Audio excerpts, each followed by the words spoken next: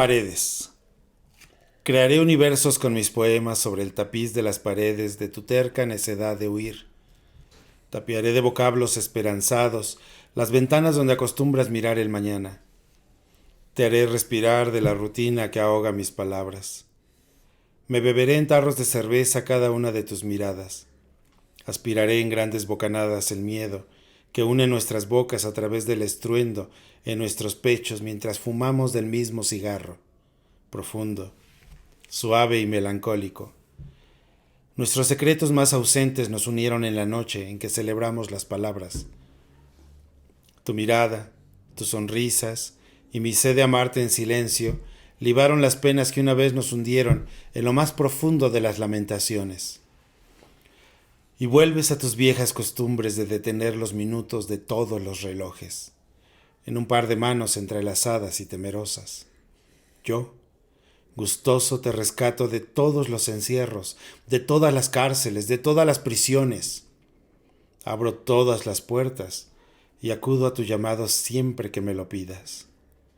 Calcinemos en cenizas de tabaco la dulzura de nuestros labios en cápsulas de cereza, para no acudir a ningún llamado, a ninguna cita, pues el tiempo hace estragos en las mesas de aquel bar. En tus brazos, tu mirada y tus sonrisas, que se bambolean al ritmo de una música atemporal atrapada en nuestro pasado de juventudes rebeldes. Ahí, donde el futuro solía ser nuestra añoranza. Una cerveza más, y el tiempo nos fundió en el lamento eterno de nuestros dolores y la resaca que habrá de llegar.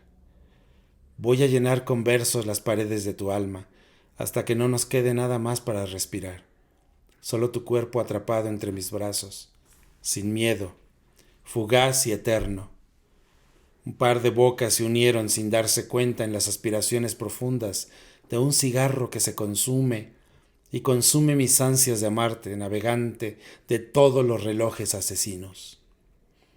Llenaste de poesía cada latido de mi anciano pecho, vocablos anquilosados, metáforas ingenuas, versos del silencio, se quedaron a vivir en las paredes de tu canción vital, esa que te arrancó de los brazos de antiguos, posesivos y violentos amantes.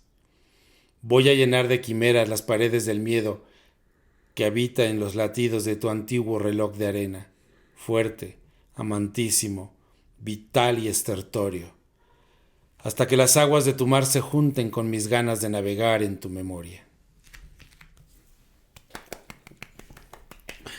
¿Qué tal, amigos? Bienvenidos a un episodio más del Currículum Oculto. Como siempre, yo soy el profe Ituriel y el día de hoy me encuentro con Roberto Vázquez. Muchísimas gracias por estar aquí. Pues gracias por invitarme a tu programa. De verdad, para mí es un placer, sobre todo pensar que los seres humanos en esta pandemia aprendimos a hacer cosas y cosas de provecho para apoyar el trabajo y la difusión de lo que otros hacemos en otros lugares. Excelente. ¿Qué título tiene este poema que nos acabas de regalar? Se llama Paredes y pues lo estoy pensando ya como para un siguiente libro. No está... Este no viene en el libro Despojos Nocturnos. No, ese no viene ahí, por eso quise leerlo, para que igual, si les gusta mi poesía, bueno, puedan adquirir estos hermosos libros que me hizo Eric Marvás, de la editorial Morbós.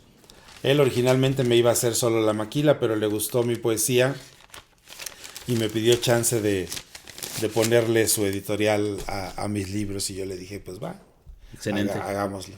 Excelente. Y ahora que mencionas la pandemia, esta faceta tuya de la poesía viene justo de la interacción con tu energía artística durante la pandemia. Digamos que fue el detonador. En Ajá. realidad yo escribo poesía desde los años 80, más o menos. Igual que dramaturgia, igual que texto dramático.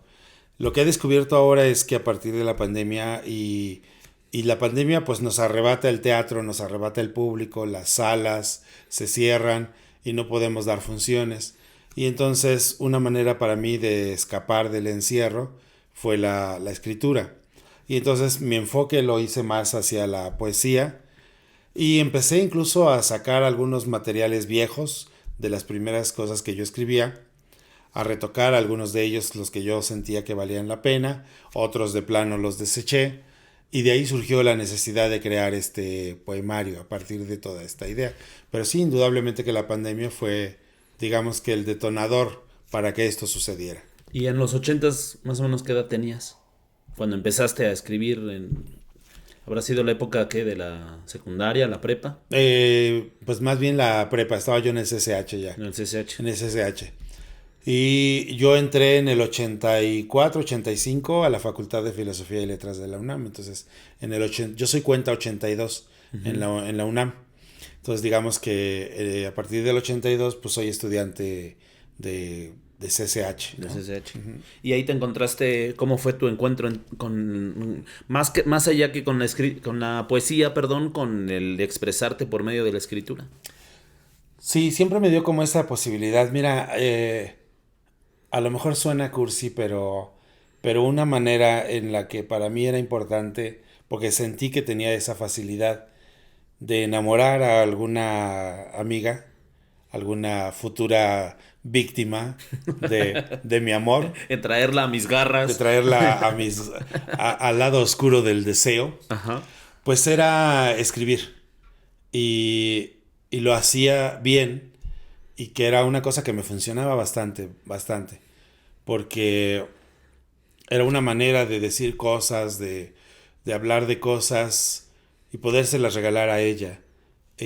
Por ahí empecé escribiendo cartas. Incluso era yo tan obsesivo de esta situación que siempre he coleccionado y me ha gustado tener cuadernos bonitos. Ahora que existen los cuadernos artesanales y todo eso, me encanta comprar cuadernos hechos a mano por alguien más. Me encantan las plumas fuente. Me encanta. Yo recuerdo mucho cuando en esa época yo tenía alguna pluma que la tinta olía a perfume. O sea, eso era una cosa que a mí me parecía maravillosa. Pero ¿por qué olía a perfume? O sea, ¿así No, era la pluma? así la compré. Ok. Y me parecía genial porque yo decía, bueno, no solo voy a escribir cosas bonitas, sino que además cuando la abuela va a decir qué bonito huele esta carta sin haberle puesto perfume, ¿no? Sí, claro. Me parecía que era algo bastante genial en ese sentido.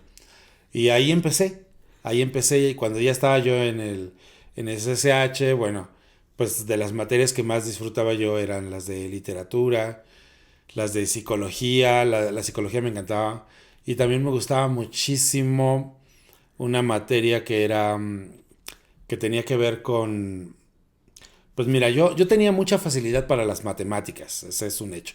Me gustaban mucho las matemáticas, me gustaba mucho la química. Yo incluso pensé en algún momento dado ser ingeniero químico. Pero más que por la pasión, se me hacía muy fácil todo eso.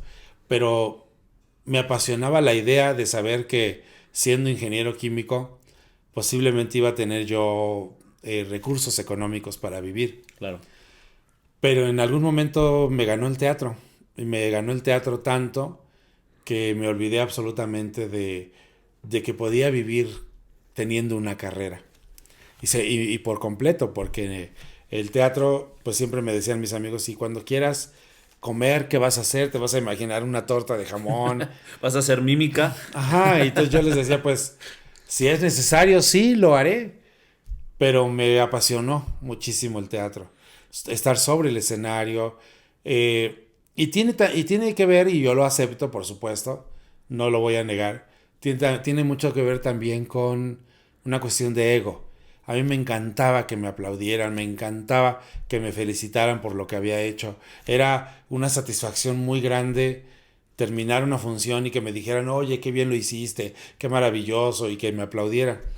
Y en la ingeniería química no iba a pasar algo así. Yo decía, bueno, soy muy bueno para las derivadas, las integrales, pero nadie me aplaude cuando resuelvo una. Si acaso mis compañeros más cercanos me dicen, oye, eres muy bueno en matemáticas, y ya. Sí, pero no se comparaba al reconocimiento del público. No, nunca. Y por ahí empecé en ese sentido. Y hace poco que retomé ahora de una manera más seria la parte de la poesía, tengo amigos de más o menos de esa época que me han mandado videos de algún recital de poesía en el que yo participé hace muchísimos años, que yo ya ni me acordaba. Y entonces piensas, claro, la poesía siempre ha estado por ahí en mi historia personal. ¿Y cómo se ven esos poemas ahora que esta facilidad de la tecnología? Ahorita vamos a hablar de un lado que tal vez no es el ideal, pero con esta facilidad de tener un video de hace tanto tiempo o de hace tiempo, ¿cómo viste esos poemas? ¿Te resultaron, para las expectativas literarias que tienes ahora, te resultaron... Sí, a lo mejor yo cambiaría muchas cosas de la forma en Ujú. la que escribo a la manera en la que lo hacía. Eso indudablemente.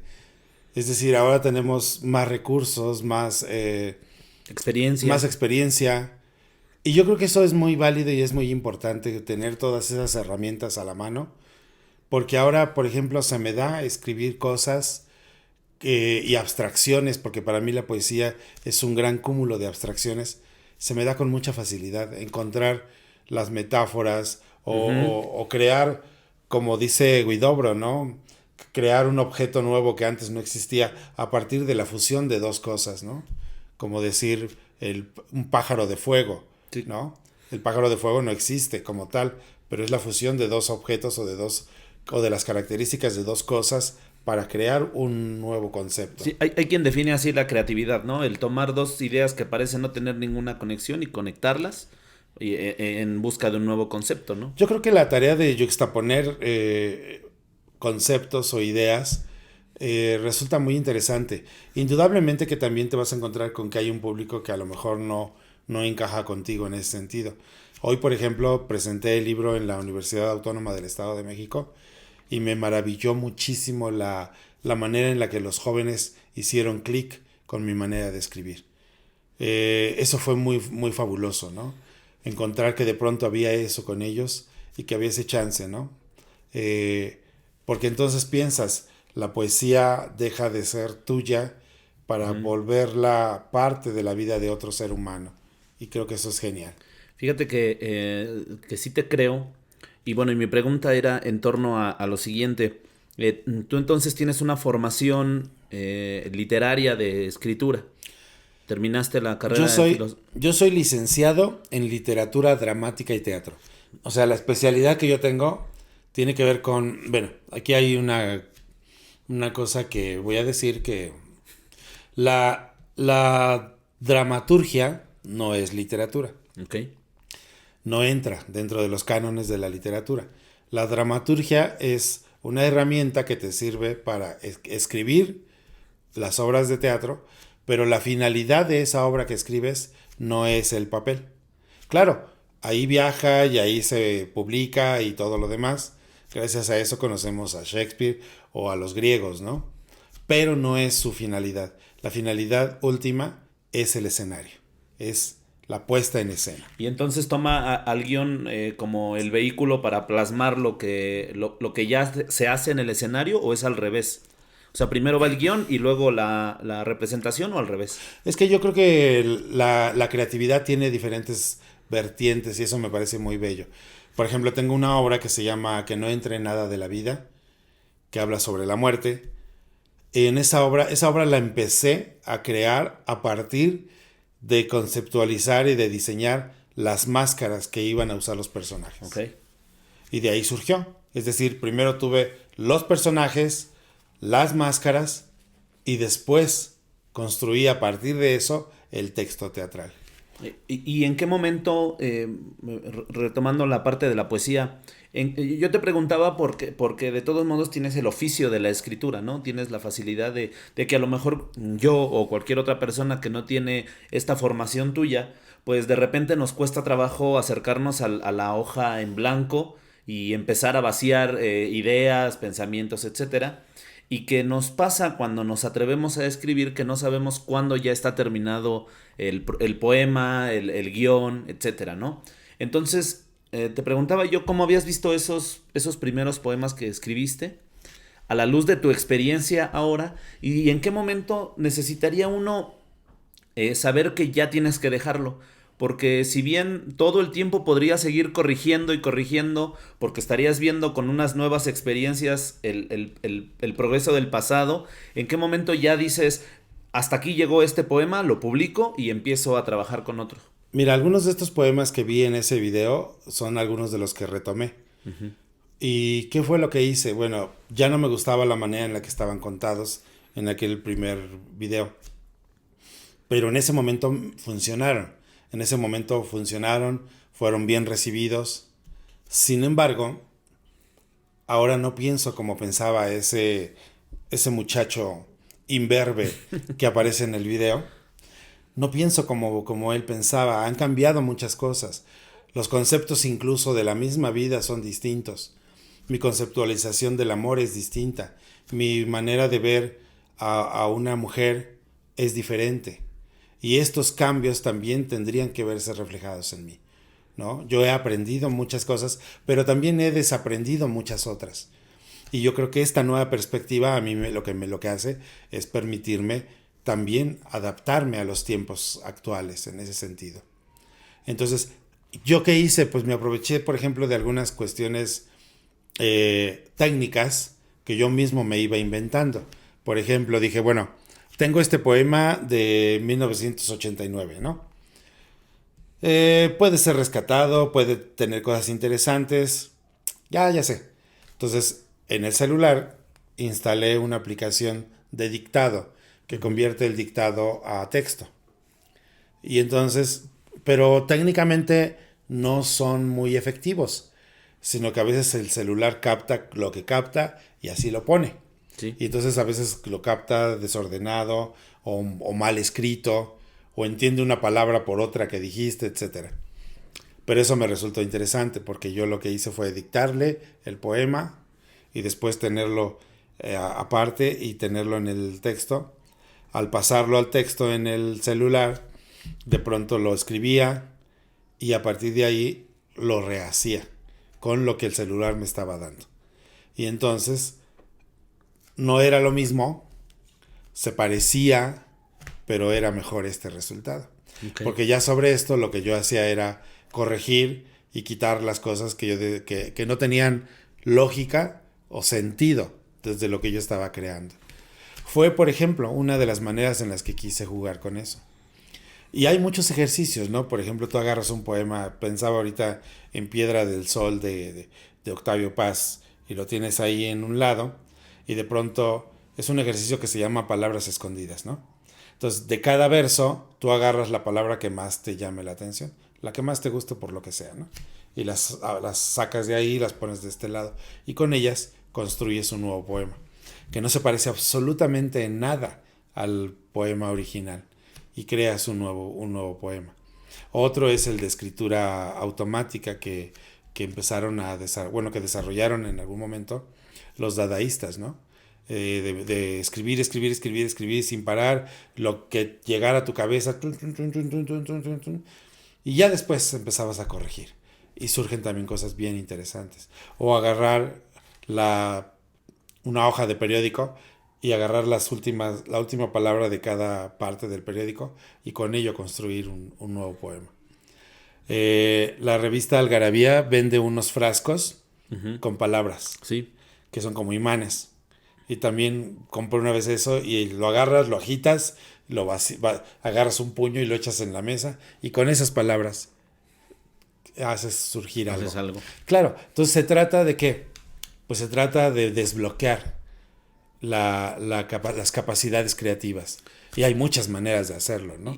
Tú observas la pecera, observas el pez, observas la tortuga, observas cómo se mueve, observas cómo te mira, lo que tú tengas a tu lado, o una música, ¿no? Una pieza musical que dices, no manches, cada que escucho esta rola me lleva a la montaña, ¿no? Y desde ahí empiezas a crear. Y también fíjate que el llenarte de estímulos, ¿no? Como dices tú, puedes partir del periódico, puedes partir de ejercicios o simplemente ¿cómo se llama? Del ser observador de todo lo que te está pasando. Y cómo se va entrenando la mirada, ¿no? Por ejemplo, yo que estoy trabajando en una escuela primaria con niños de 10, 11 años, que empiezan justo el lunes vamos a empezar el proyecto del poema, por ejemplo, ¿no? Y entonces ahorita esto se me hace muy interesante.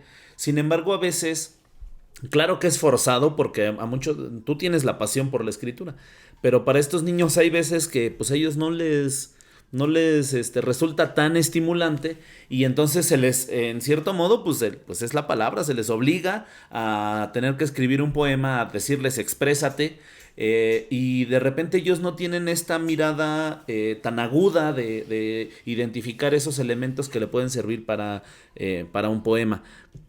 ¿Hay algún ejercicio que nos recomiendes al ratito? Y bueno, en la próxima semana va a salir un programa con una escritora profesional de poemas, ¿no? Que conoces y que seguramente ella nos podrá ayudar con más técnicas, pero a lo mejor alguna nos puedes compartir. Pues un poco esto que les he mencionado, yo creo que puede funcionar bastante, porque incluso va más allá de la técnica. Yo creo que se trata como de jugar, Ajá. como de este juego de encontrar palabras en un poema. Es un juego de algo así como de las palabras se esconden Ujú. y entonces tú tienes que sacarlas de ahí y hacerlas tuyas, apropiarte de ellas. Un poco también con la intención de pensar que nadie es propietario absoluto del lenguaje. Si el lenguaje nos concierne a todos. Pero un ejercicio podría ser ¿no? Tú agarras un objeto que no tiene movilidad y lo piensas como humano, Ajá. cómo podría funcionar ese objeto, ¿no? Es decir, le das características de lo humano y haces que haga cosas.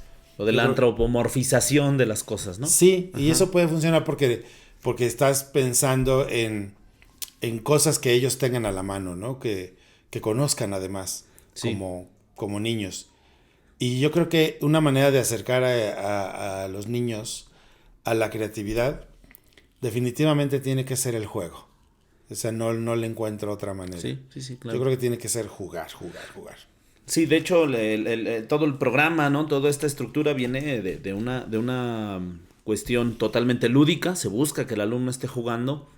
Se contrapone un poquito en el momento en el que pues ya se le pide dejar de jugar y ahora ponerse a escribir, ¿no? Pero fíjate que el inicio puede ser muy interesante y ese les puede dar un primer impulso, un primer empujón bastante interesante para que ellos tomen algo. Porque lo que te decía yo, ¿no? Eso le da respuesta un poco a mi cuestionamiento.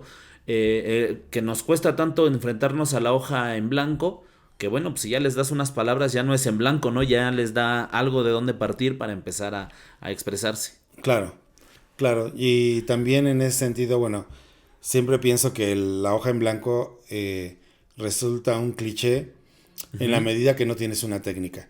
Sí, Cuando te agarras de herramientas como estas que mencioné antes, lo del frasco de las palabras, finalmente son herramientas que lo que hacen es desbloquear, porque el cliché de la hoja en blanco no es otra cosa más que un bloqueo en el que no sabes por dónde empezar. sí, sí, sí, total. A lo mejor tienes una idea, pero no sabes por dónde continuar esa idea.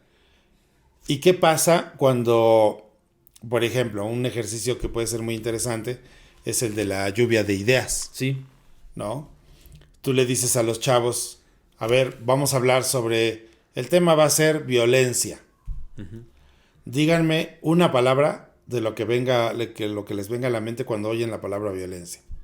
Y entonces te vas a maravillar de la cantidad de cosas que dicen ellos, ¿no? sí, Algunas desde su perspectiva personal y algunas otras por lo que han visto en la tele, pero siempre en torno a ese tema, ¿no? Y van a hablar de golpes, y van a hablar de moretones, y van a hablar de llanto, y van a hablar de sangre, su universo es muy amplio. Y creo que por ahí puede ser también una cosa muy interesante. pues Ya tienes las palabras, ahora vamos a ponerlas en un lugar. sí, claro. Y fíjate qué interesante que a final de cuentas es una técnica clásica en el ámbito didáctico, la lluvia de ideas, el retomar de cierto modo cualquier idea que provenga de los niños y darle, potenciarla para que ellos mismos se sientan empoderados en torno a su lenguaje. ¿Tienes algo ahí preparado? Sí, mira, por ejemplo, hace tiempo yo investigaba cómo se escribe un haiku Ajá. y entonces veía y leía sobre eso y me costaba mucho trabajo. Nunca pude escribir uno. Y curioso porque muchos años después volví a leer esos apuntes sobre el haiku y empecé a escribir a partir de esas generalidades. Pero incluso arriba del Metrobús, por ejemplo, recuerdo mucho a una muchacha que se subió al Metrobús y llevaba una ropa de animal print. Ajá. Y ella se veía como, no sé, me parecía hermosa, pero como que estaba sacada de un contexto, pues más del campo, y de pronto había aparecido ahí en el Metrobús, ¿no? Y entonces, a ella le escribí en ese momento. A ver, déjame ver si lo encuentro por aquí. Un poco esta idea del pez fuera del agua, ¿no? Como que no coincidía en el paisaje que estabas viendo en ese momento. Sí, exactamente. Y bueno, este es un pequeño poema. Dicen que los únicos que pueden escribir haikus son los japoneses, ¿no? Cualquier cosa que hagamos los mortales que no seamos japoneses es cualquier cosa menos un haiku. De esta chica que se subió al Metrobús, escribí esto. Río en que abrevo, amazona de ciudad, me bebo tu hiel. Ok. Para quien a lo mejor esté esperando otra parte más del poema, los haikus son poemas cortos de Son tres versos. tres versos. El primero es de 5 sílabas, el segundo de 7 y el tercero de 5. Claro, y buscan con la menor cantidad, se podría decir, de palabras posible, expresar lo mayor, una idea lo más amplia, ¿no? Sí, y tiene ahí varias situaciones, ¿no? No se usa el verbo ser, por ejemplo. No, tiene que tener un contacto con las cosas de la naturaleza. O sea, hay como una serie de reglas, ¿no? Ahí. Ok, fíjate, esas yo no las conocía, yo conocía nada más como las técnicas por decir de que eran de 5, 7, La 5 métrica, ¿no? y que eran tres versos, pero está excelente. Este viene en tu libro también, Despojos Nocturnos. Ajá, al final el libro viene como a unos 22 pequeños poemas así, de este tipo, que aquí yo les llamé poemitos. Seguramente, ¿sabes quién me va a platicar ahorita que decías de que los jóvenes hicieron clic con tu poesía? Yo no he tenido el gusto de leerlo, aunque ya tengo el libro, pero el que lo agarró para leerlo es mi hijo. Ah, Mi hijo lo está leyendo. En la escuela tenemos la intención de que los niños adopten el vicio o el buen hábito o el gusto por la lectura. Y entonces todos los días leemos algo, todos los días los niños llevan su libro y avanzan en su libro. Y él justo se llevó tu libro. qué Entonces, chido. seguramente vas a tener un fan de sexto año de primaria. Oye, excelente. Oye, y entonces, ayúdame con esto. He estado pensando que hace ratito te platicaba yo que yo ya te vi en una de tus obras, en la obra que se llama No me amenaces, que presentaste hace unos días en el Centro Cultural José Martí. Para la gente que nos vea, pues va a ser ya hace una semana, seguramente ya habrás presentado en algunos otros lados. Ujú. Sin embargo... a mí me llama la atención el cómo educar en las aulas, en la casa también, el criterio artístico de nuestros niños, ¿no? Porque, pues, te decía yo veo que estos centros culturales ofrecen una variedad de espectáculos artísticos y de expresiones artísticas bastante interesante y de repente, pues, no reciben tal vez la afluencia de gente que nos gustaría, ¿no? Pues mira, yo creo que no creo que haya reglas respecto a eso. Yo siempre he pensado que la mejor manera de acercar a alguien a las artes, a las cuestiones culturales, es enseñarle que puede tener beneficios, que puede tener cosas importantes para su vida, que algo bueno les va a dejar. Porque sobre todo los niños son como muy prácticos en ese sentido, ¿no? Es así como de, ¿y esto para qué no? Sí, claro. O sea, voy a hacer tarea porque sé que tengo que hacerla, pero ¿cuál es el beneficio?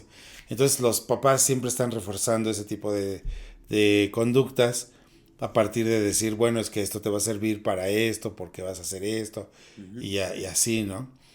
Ahora que somos grandes pensamos, ¿para qué me sirvió aprender tal o cual cosa si nunca la usé? Sí, la fórmula general de las ecuaciones cuadráticas. Exacto, No sea ¿no? usado. No, y no sabes para qué sirve porque nadie te lo enseñó. Yo creo que sucede lo mismo con las artes, ¿no? Cuando tú le enseñas a alguien que es importante porque es una manera de expresarse, de mostrarle al mundo cómo se siente, qué está sintiendo y que le va a ayudar a liberarse, yo creo que por ahí puede funcionar como algo interesante. Y respecto a los espacios, a mí me parece que justamente pasa una cosa similar, ¿no? Por ejemplo, llegas a un espacio y piensas que va a llegar público o que vaya a llegar mucha gente, pero pasa también que mucha de la gente que llega es porque ya encontró esa razón para estar ahí. Ya encontró que las obras de teatro la ponen feliz, ¿no? Que ya encontró que aprendió cosas nuevas a partir de lo que vio, que se puede emocionar, que se puede reír, que puede aprender cosas nuevas. Pero antes esa gente tuvo que exponerse alguna vez a todas estas manifestaciones y entender pues que puede ser una opción en su vida. Yo creo que los enemigos más grandes que tenemos los que hacemos esto pues siempre son la televisión, porque para la gente es más fácil quedarse en casa acostado o tirado en el sillón para ver la televisión que salir de su casa para ir a ver una obra de teatro, ¿no? Indudablemente que la gente que va al teatro, a las salas de teatro que acostumbran, incluso como decíamos hace rato que platicábamos fuera del aire, eh, la gente que de pronto ya tiene la costumbre de ir al teatro y de pagar un boleto para esa sala de teatro, va a otro tipo de espectáculos y a otro tipo de salas. A mí me tocó ver gente formada en las grandes filas del Centro Cultural del Bosque para ver una obra de teatro. Los jueves de teatro, por ejemplo, que el boleto está a 30 pesos en cualquier teatro de esta ciudad. Y de pronto estaban ahí formados gente. Encontré un día un señor jubilado que traía su revista, en ese tiempo la revista Tiempo Libre, que era la que daba Sí. las notas de qué había en las salas de teatro en este país, o danza, Conciertos, ¿no? de Ajá. todo eso. Y su revista absolutamente palomeada en la gran mayoría de las funciones de O teatro, sea, él había ido a todas. a todas. Y decía, esta tengo que verla esta semana porque termina temporada. Y la siguiente semana iba a encontrar otra obra, otra revista con nuevas opciones. Entonces, gente que eran asiduos al teatro de manera permanente. Pero seguramente estos señores alguna vez tuvieron que aprenderlo por primera vez. Yo creo que los maestros tenemos una gran misión en ese sentido. Yo doy clases en una escuela de iniciación artística de Limba, de teatro. Yo imparto las materias de taller de puesta en escena, análisis de texto, a gente que se supone que quiere aprender teatro. Y no te creas, uno pensaría que eso es más sencillo, porque es gente que ya sabe lo que quiere. No es así. Que de por sí ya tiene el interés, ya llega Sí, condicionada, si le quieres decir porque así. en esa escuela puede estudiar música, puede estudiar pintura o puede estudiar danza, pero eligieron teatro. Sí. Entonces cuando yo ya los tengo frente a mí, pues es lo primero que les cuestiono. Así como de, a ver, no trajiste tu vestuario, ¿por qué? No, es que este es el vestuario el que traigo. ¿A quién le quieres ver la cara? Eso no es un Eso vestuario. no se usaba en la Edad Media, no me engañes, ¿no? Claro, claro. No, un día me puse a discutir con un alumno O porque sea, decía, perdón, es que se sí, me ocurrió. O sea, sí está bien que tu pantalón esté roto, pero así no eran los miserables, ¿no? sí, no, por ejemplo, un día un chico y además se puso a discutir conmigo y yo así como de, a ver, chavo, estás fuera de lugar. Porque decía, le digo, ¿quién es tu personaje? Es un preso. Se acaba de fugar de la cárcel. Por lo tanto, viene con el uniforme de la cárcel. ¿Cómo es el uniforme de la cárcel? Pues así. ¿Cómo así? Así como estoy. Le digo, ¿dónde? ¿En qué país? En México. Le digo, mira, yo daba funciones de teatro en la cárcel y no visten así. En los preventivos visten de una manera y en los sentenciados, que es en la penitenciaría, visten de otra manera. Hasta donde yo sé no los han cambiado. Dice, es que yo quería que mi uniforme fuera como los presos de este país. Digo, bueno, pues no es.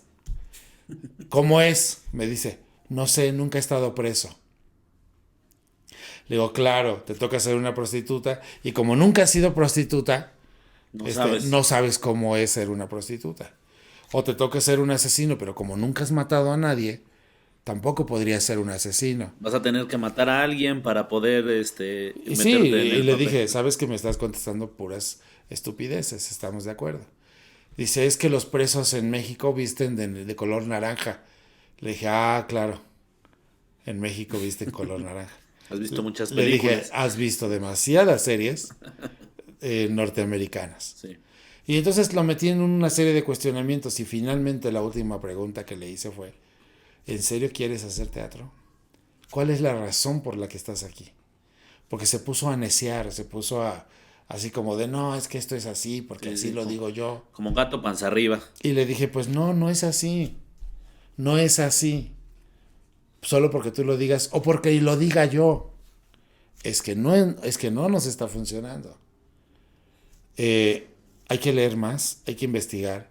El internet sirve para muchas cosas. Ahora es más fácil. No necesitas tener una enciclopedia, ni la Encarta. Yo recuerdo la Encarta de los 80s, sí, que era nuestra opción. Dijo, no. Ahora abres una cosa que se llama Google, pones una palabra y te va a dar 1000 opciones, algunas buenas, otras malas, pero ya tienes esas opciones. Investiga ahí. Tampoco te voy a mandar a que vayas a la cárcel a ver cómo visten, pero investiga cómo visten los presos en las cárceles de México y te va a dar opciones. Sí, ni siquiera eso, ¿no? Nada más le pones cárceles México y le das donde dice imágenes, seguramente algo ahí encuentras, ¿no? Y sí, y ya, ¿no? Entonces era un poco como eso, es decir, yo que estoy frente a alumnos que se supone que quieren aprender teatro, nos cuesta trabajo convencerlos. Bueno, nos cuesta trabajo convencerlos de que es su obligación al estudiar teatro, ir a ver teatro, leer teatro y hacer teatro. Y hacer teatro. Nos cuesta mucho trabajo eso. Entonces imagínate tú cómo vamos a convencer a chavos de secundaria. Que todavía no saben si quieren hacer teatro o es una tarea difícil, pero indudablemente que lo que hacemos nosotros en el escenario, en nuestros libros, en el teatro, pues son también una carta de presentación a través de la cual vendemos lo que hacemos. Y cuando digo vendemos, no solo me refiero en términos económicos. Vendemos las ideas, vendemos y le decimos a alguien, mira, esto es algo en lo que yo creo. Me interesa, tú hablabas hace rato de No me amenaces, ¿no? La obra que viste, que yo presenté. O Ícaro Jaguar. Sí. Son obras que tienen totalmente una percepción del mundo muy particular y una intencionalidad muy clara y muy concreta. En Ícaro Jaguar, por ejemplo, pues hablo sobre la violencia en este país, ¿no? Y hago cuestionamientos desde esa perspectiva y toco diferentes temas y hay todo un universo en torno a la violencia. Y por ahí es como esa puerta. Y en No me amenaces, pues es contra el machismo y contra la violencia hacia la mujer, ¿no? Sí, claro. En un momento vamos a hablar de tus obras, porque ellas, aunque no conozco todas, no tengo la fortuna de conocer todas, esas dos en especial tienen algunos puntos que me gustaría platicar contigo, Roberto. Para ir cerrando esta parte, ese justo sería un grave problema de esta situación actual, ¿no? Que las cosas son tan inmediatas en el internet, ¿no? Es tan fácil encontrar... hay una pequeña ironía en esto, no sé si sea la palabra correcta, pero es una ironía que al haber tantas opciones no encuentren ninguna, ¿no? Decía un cuate de un podcast que seguramente a lo mejor has escuchado en algún otro lado, que al haber tantas opciones a veces es más confuso porque tienes que negarte a más cosas, ¿no? Antes, por ejemplo, si tenías que elegir entre refresco de naranja y de Coca-Cola, era fácil porque uno te gustaba y el otro no. Pero al tener 100 opciones, pues como que te confunde más el saber cuáles son las que te podrían satisfacer y entonces ya no es tan simple la decisión. Y en este caso del arte, yo creo que sucede lo mismo. Siento que a veces estamos contagiados de la inmediatez, de que todo sea rápido, de que todo sea express y efímero, y entonces no se le da el sentido a toda la experiencia que es el sentarse, como estuve yo, escuchar la primera llamada, escuchar la segunda llamada, ver el telón, ver al actor, ver cómo se desarrolla completo y cómo te hacen entrar en esta convención que es la realidad que te pinta una obra de teatro. Hoy en la mañana hablaba en la presentación del libro con los chavos de ahí de la universidad. Les decía, es que estamos ya inmersos en un mundo en donde ya no queremos establecer relaciones profundas. Entonces ahora nos inventamos un montón de cosas para suavizar la vida. Y entonces, de pronto, todo está lleno de tibieza. No hay compromiso. Porque es más fácil decir, no me voy a enamorar, no me voy a enamorar, no me voy a enamorar. Lo que él y yo tenemos se llama free, Un free. ¿no? Y cada quien hace lo suyo y cada quien... Porque ya no quieren comprometerse, porque les da miedo el compromiso.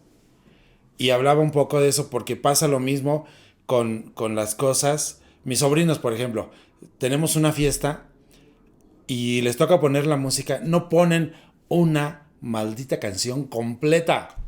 Le van cambiando. Y están cámbiale y cámbiale y cámbiale y cámbiale todo el tiempo.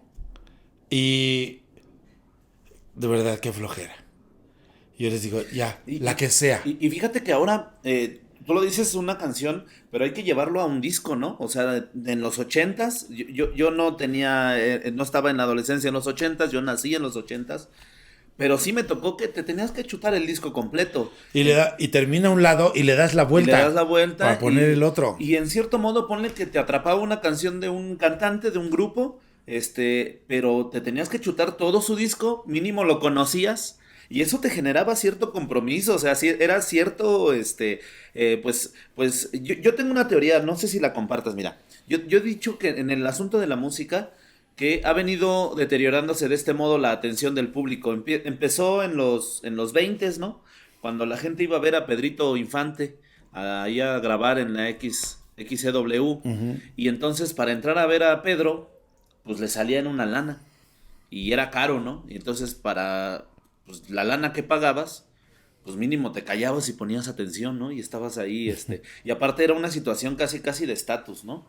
Después vino el radio público para todo mundo tuvo un radio en su casa y entonces la gente se sentaba, de cierto modo, a las 8 de la noche empezaba, decíamos ahorita, la radionovela, y pues era la tradición sentarse, escuchar y la familia ahí, ¿no?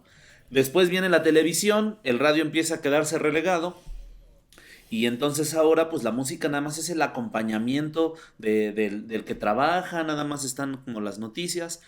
Y para no irnos tan lento, ahora pues existen tantas opciones musicales, ¿no? Ahora está el Spotify que relegó ahora a la música a hacer nada más el soundtrack está ahí de fondo.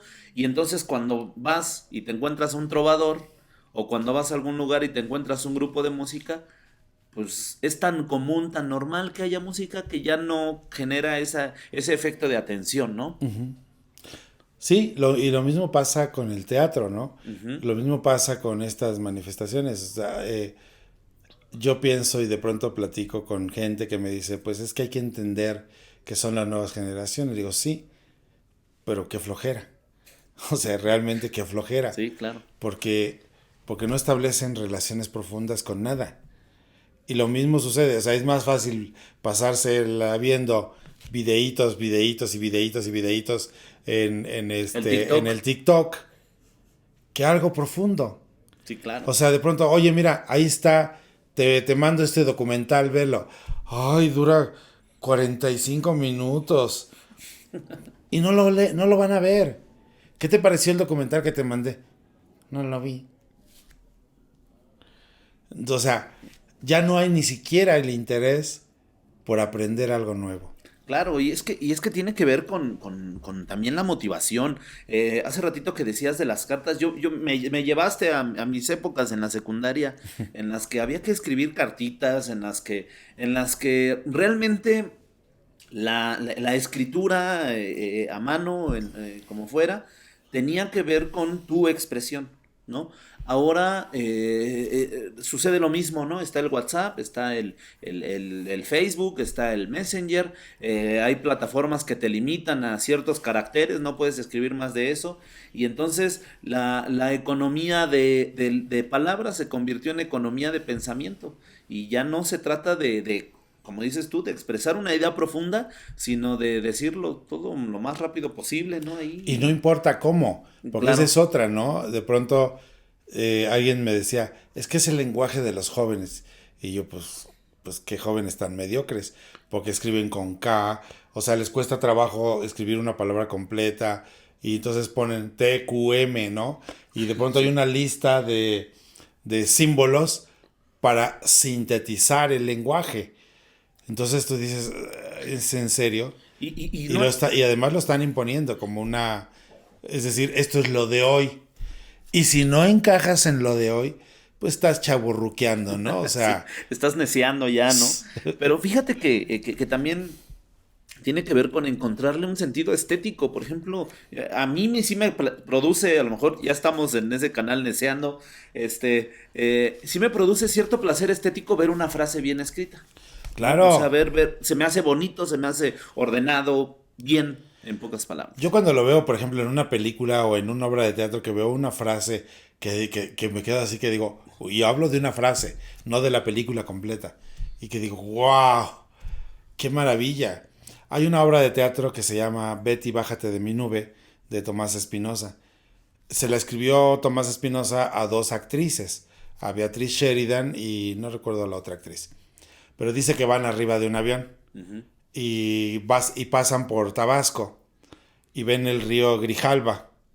Y entonces una le dice a la otra, mira, el río Grijalba, ¿te gusta? Sí, es precioso, tráetelo. Entonces la acotación dice que saca la mano por la ventana del avión, que agarra el río y se lo lleva. Me parece de una maravilla, porque obviamente si lo piensas desde el punto de vista realista, Sí. dirías, pues, ¿y eso qué onda? No, pero indudablemente que eso es parte de la poesía. O sea, te está diciendo otras cosas, igual que te lo dice Lorca en cualquiera de sus obras, ¿no? Federico García Lorca. Entonces yo creo que la gran maravilla que tiene todavía este tipo de cosas es que algunos nos podemos seguir maravillando con ello, ¿no? Sí, claro, tal vez en el cierre de esta parte, pues tendríamos tal vez que deducir que el arte cada vez se vuelve más de nicho, ¿no? Cuando en algún momento se trató, y yo creo que a final de cuentas, más allá del aspecto económico, que bueno, también tiene sus implicaciones, pues todos buscamos, claro, que nuestro arte o nuestra expresión llegue a la mayor cantidad de gente posible. Pero yo creo que el apunte y lo que rescato mucho de lo que dijiste es que tal vez está llegando a menos gente, pero cada vez llega a la gente, a más a la gente correcta, ¿no? Se está haciendo un grupo más cerrado, un grupo de gente que realmente está apreciando lo que está viendo y que gracias a la tecnología también, pues están acercándose a las obras, están sabiendo dónde ir a encontrar lo que están buscando. Mira, por ejemplo, en la presentación de hoy en la universidad, de pronto tú te das cuenta, ves a los chavos que dices, seguramente los mandan de Ujú. sus salones porque tienen que ir. Bueno, ya están ahí obligados. Pero una vez que están ahí, ahora tu tarea es cómo los convenzo de lo que estoy diciendo. Más allá de si te compran o no te compran un libro. Porque al final de cuentas dices, bueno, pues son alumnos, son estudiantes y seguramente alguno que otro traerá para comprar un libro. Pero no todos. Y entonces de toda esa masa de alumnos, de pronto se acerca uno de ellos que te dice, me encantó tu poesía, quiero comprarte el libro, te lo juro que es una cosa hermosa. Pero cuando estás hablando, cuando estás diciendo lo que estás diciendo, cuando lees la poesía o cuando platicas, este poema que les voy a leer surgió de tal o tal cosa, y ves sus caritas y sus cabezas asintiendo, y de pronto yo les digo, miren, uno de mis grandes problemas es que a pesar de que a veces nos damos en la torre cuando nos enamoramos, a mí me gusta estar enamorado. Porque lo disfruto, porque amo estar enamorado. Y entonces de pronto, a lo mejor ustedes no saben quién es Roberto Carlos, pero yo soy de esos amantes a la antigua. Y de pronto ves por ahí una carita de alguna alumna, de algún alumno, haciendo así como diciendo, sí, claro que sé quién es Roberto Carlos. Yo también soy. Y dices, qué maravilla. Porque ya existe clic por ahí con uno, por allá con otro, por allá con otro.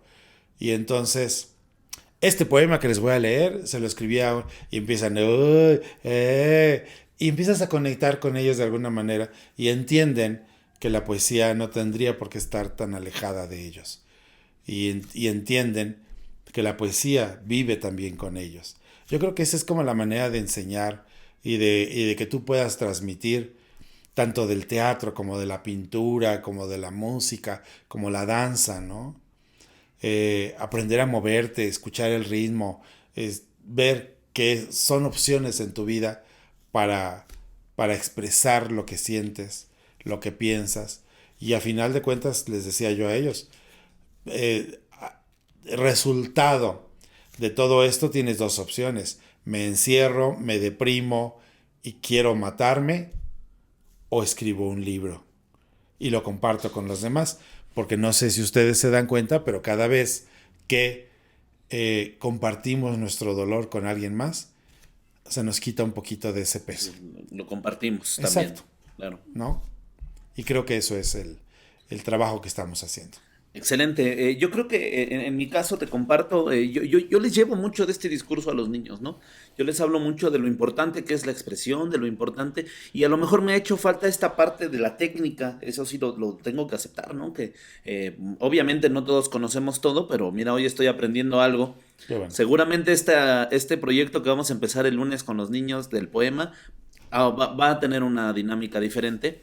Pero siempre les he llevado esta parte de la importancia del arte como en su educación integral, en su necesidad. Yo siento que todos en algún momento tenemos cierta necesidad de expresarnos y que este sea el vehículo, ¿no? Y seguramente, bueno, pues acabas de que los compañeros, maestros que nos vean o las personas que nos vean, pues seguramente harán mucho clic con tus ideas. Y bueno, vamos a pasar a esta última parte de la plática que teníamos planeada, Roberto. Estuve viendo dos de tus obras.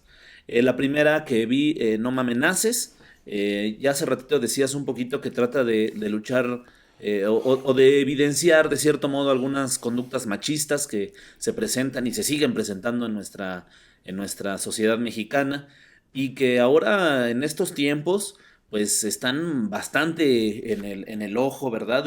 Mediático y bastante yo creo que en la mente de la gente. Pero en una de las frases que dice el personaje, recuérdame el nombre del personaje. Él, De él. Rigo. De Rigoberto. No sé cómo se me va a olvidar, a ver si no me castigan en la escuela. Luego te platico por qué. El chiste es que algo de lo que dice Rigo es que dice él que es un machismo introyectado desde su abuelo, de su padre, ¿no? Heredado. Heredado, perdóname. Y entonces a mí me hizo mucho clic porque me hizo pensar en algo, ¿no? En qué tanto el machista es malo per se y qué tanto solamente está reproduciendo las conductas que le enseñaron, ¿no?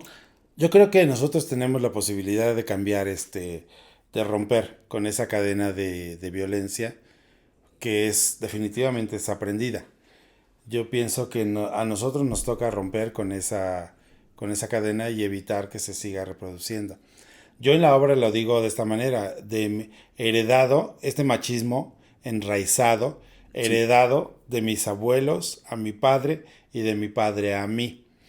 Porque normalmente en esta sociedad, pues por encima de tantas cosas que le toca cargar a la madre, todavía volverla a culpar de esta educación machista es también dejarle a ella la carga, es decir, pensar que por ser mujer su obligación es cuidar a los hijos. Sí. Yo creo que tendría que ser una carga compartida. Entonces en ese sentido por eso lo digo de esa manera.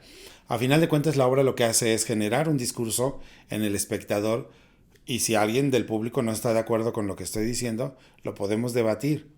Yo creo que el teatro que estamos haciendo tiene que ver un poco con esta idea de, de dar como herramientas para la discusión.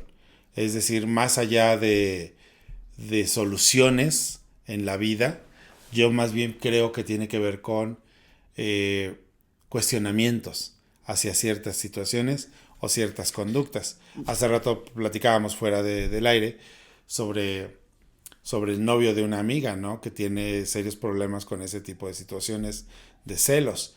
Y él ha visto la obra y pensar, bueno, qué tanto esto, qué tanto con esto te sientes identificado y qué tanto se te mueven cosas. Porque es muy fácil violentarte por celos y después en la obra sucede con Rigo, ¿no? Sí. O sea, se violenta por celos, la golpea a ella o la maltrata y después le pide perdón, le regala unas flores y ella lo perdona, ¿no? Porque dice, bueno, me está diciendo que no lo va a volver a hacer. A final de cuentas, en la obra, pues después de tantas veces de haberlo hecho, ella cae en la cuenta de que va a seguir pasando y que ya se cansó y toma una decisión, ¿no? Yo creo que es un poco esta cosa que el teatro provoca, ¿no? Yo pienso que con un espectador que logremos hacer que se cuestione ciertas situaciones, me parece que estamos haciendo lo correcto. Y con Ícaro Jaguar pasa lo mismo, ¿no? Ícaro Jaguar toca más bien aspectos generales sobre la historia de la violencia en América Latina, no solamente en México, ¿no? Por eso la música, por eso todo lo que se habla ahí, aunque pareciera que estamos hablando de una sociedad muy concreta, como el estado de Guerrero, en realidad estamos hablando de Guerrero, de Michoacán, de muchos lugares de este país, pero estoy completamente convencido de que si esta obra la llevamos a Colombia, a El Venezuela, a Salvador. Centroamérica, va a entenderse de qué estamos hablando, ¿no? Sí, claro, porque la frustración que tiene en este caso el padre que actúa, nuestro amigo Gustavo, que también estará por aquí mañana, me parece, este, pues, pues yo creo que todos la sentimos en cierto modo, ¿no? La impotencia y la rabia de vernos violentados o ver a nuestra gente más cercana violentada y que pues en cierto modo es una obra espero no me lo tomes a mal, es una obra difícil de ver en el sentido de que es pesada, una obra densa, con toda la intención, yo lo entendí que era con toda la intención de tener esa sensación tensa todo el tiempo y que en cierto modo pues te deja un montón de dudas, te deja, platicando con mi esposa le decía, yo no supe qué me pasó encima, ¿no? Porque justo cuando yo me levanté en el lugar que estábamos hacía como mucho calor y entonces ya estaba yo cansadito de la silla, me dolía la cola en pocas palabras, y me levanto ahí a tratar de verla y no me pude volver a sentar porque cómo estaba yo, me tenía atrapado la obra, ¿no? Y por ahí me acerqué contigo a preguntarte acerca de una frase que habla de la muerte, ¿no? Y sobre todo estos recursos poéticos que usaste y que se ven evidenciados en la obra. ¿Cómo fue el empezar a escribirla o de dónde partió? Esta obra me la pidió un amigo de Acapulco, Guerrero. Ujú. Me dio como todos los parámetros sobre los que a él le gustaría que yo creara un monólogo. Y con esos parámetros lo que yo hice fue investigar y sacar algunos datos, algunas cifras, algunas cosas así. Pero mi intención era cómo convierto estas cifras y estos datos en algo práctico, escénico, para que no siga sonando a cifras ni a Ni números, un reporte de las noticias, ni ¿no? a un reporte de las noticias. Y esa fue mi tarea para crear la obra. Cuando la terminé, la leí públicamente en dos festivales de teatro y pues el director que quería esta obra para él montarla como actor estaba encantado con ella, con lo que quedó, con el resultado. Y pasaron como unos 4 años, yo creo, que no la ponía en escena. Un día le dije, oye, ¿sí vas a montar la obra que me pediste o no? Pero pues yo sé que él tiene muchas cosas que hacer, muchas actividades. Me dice, sí, ya la estoy montando. pero la montó en el estado de Morelos con un grupo de teatro de Morelos. Y en lugar de que fuera un monólogo, la montó como un monólogo a varias voces. Okay. Entonces generó todo un discurso visual como con 7 actores y actrices. Y le quedó algo bien, bien, bien bonito. No perdió su esencia, el lenguaje lo respetó totalmente. Toda esta poesía y todas estas metáforas que tiene la obra, ahí estuvieron presentes. Solo que acá pues escuchabas las voces de mucha gente, ¿no? De varias personas. Así surgió esta Ujú. obra. Gustavo supo de ella por las fotos que vio. No, o sea, no conocía el texto, pero vio las fotos de ese montaje y me dice, oye, se ve que está muy padre. Y me dice, ¿me puedes pasar el texto para leerlo? Le digo, va. Se lo pasé, le encantó el texto y me dice, quiero montarla, pero quiero que tú me dirijas. Le dije, bueno, ¿algo más? Una coca. Sí, una coquita o algo. Una caguama. ¿Qué quieres, Gus? ¿Qué quieres, mi Gus? Y empecé a trabajar con él. Y realmente, pues para mí fue muy importante porque yo creo que en esta época, después de todo lo que hemos vivido con la pandemia, cualquier cosa que nos rescate tendría que ser bienvenida. Y creo que tanto a Gus como a mí, trabajar juntos de nuevo después de los años que él estuvo con Utopía Urbana, con mi proyecto de teatro, luego se fue 16 años a hacer su propio proyecto, y ahora regresa a trabajar conmigo, pues para mí ha sido maravilloso reencontrarme con él en el escenario y encontrarme con un Gustavo muy distinto al Gustavo que yo dejé de ver. O sea, no literalmente, ¿no? Sí, pero Porque nos seguíamos viendo, pero ya no trabajaba con él. teatralmente. Exacto. Ujú. Encontrarme con otro trabajador del teatro con el que podía yo hacer cosas. Más disciplinado, con más propuestas escénicas. Y yo trabajé con él muy, muy, muy, muy, muy bien. Yo le decía a Gustavo, se acerca el día del estreno y no te sabes el texto. ¿Qué onda? Y no, no, no, sí. Entonces, yo sé que tiene 1000 cosas que hacer, pero ya la siguiente vez decía, ya casi está, ya nada más me faltan las últimas páginas. La próxima vez que nos veamos no quiero que nos falten esas páginas. Y se puso las pilas y, bueno, tan así que nosotros pensábamos estrenar el 15 de mayo, el domingo 15 de mayo, Sí. y estrenamos hace una semana. Para Y, quien no sepa, y llevamos, sí, el día de hoy es 28 de abril. ajá. Entonces se estrenaron el 21. Estrenamos el jueves de la semana pasada, Sí, sí, el el 21. 21, Ajá. en la Universidad Autónoma del Estado de México, plantel Nezahualcóyotl. 20 días antes. Exacto. Pero no solo eso, dimos esa función el jueves, el viernes participamos en un festival en el estado de Morelos Sí. con la misma obra y el domingo dimos otra función. En realidad llevamos ya 3 funciones y yo veo que la obra, digo, ahorita yo ya tengo como una visión de cositas que podemos pulir, que no están saliendo como lo planteamos al principio, pero pues vamos muy bien para que todavía no sea como la fecha oficial de estreno. Creo que el trabajo que estamos haciendo va muy bien. Y la respuesta del público ha sido muy, muy, muy, muy bonita. Gente, yo le llamo gente de a pie, gente que de alguna manera no se dedica a esto, público, común, que me han dicho cosas muy bonitas sobre el texto, sobre la obra, sobre lo que les provoca.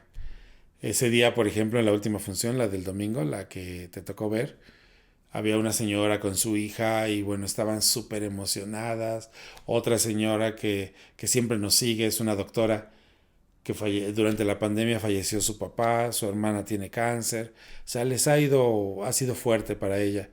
Y reencontrarme con ella después de tanto tiempo, también fue muy bello porque me dices que Roberto, ver tus obras me sigue llenando de vida a pesar de todas las pérdidas y de todas las cosas que hemos tenido encima. Entonces, bueno, ¿qué te digo yo? Para mí son los halagos más hermosos que alguien me pueda decir, que me hacen pensar justamente que vale la pena lo que estoy haciendo, que vale la pena escribir poesía, que vale la pena hacer un libro, que vale la pena hacer teatro, y que encuentres esta gente con la que haces clic y que a veces no te das cuenta hasta dónde, pero les cambias la vida.